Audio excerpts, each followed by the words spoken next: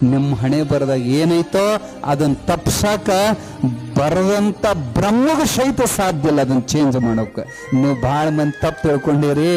ಅಲ್ಲಿ ಹೋದ್ರ ಚಲೋ ಆಕತಿ, ಈ ಕಡೆ ಹೋದ್ರ ಚಲೋ ಆಕತಿ, ಆ ದೇವ್ರಿಗೆ ಹೋದ್ರ ಚಲೋ ಬರಲುಳ್ಳ ಲಕ್ಷ ಕೊಟ್ಟು ಕೇಳ್ರಿ.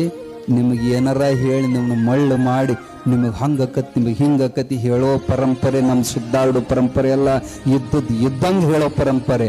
ನಮ್ಮ ಅಜ್ಜವ್ರು ಹೇಳೋ ತತ್ವ ಏನಂದ್ರೆ ಬಾರದು ಬಪ್ಪದು, ಬಪ್ಪದು ತಪ್ಪದು. ಇದನ್ನೊಂದು ಚಂದ ತಲೆಯಾಗಿಟ್ಕೊಳ್ರಿ.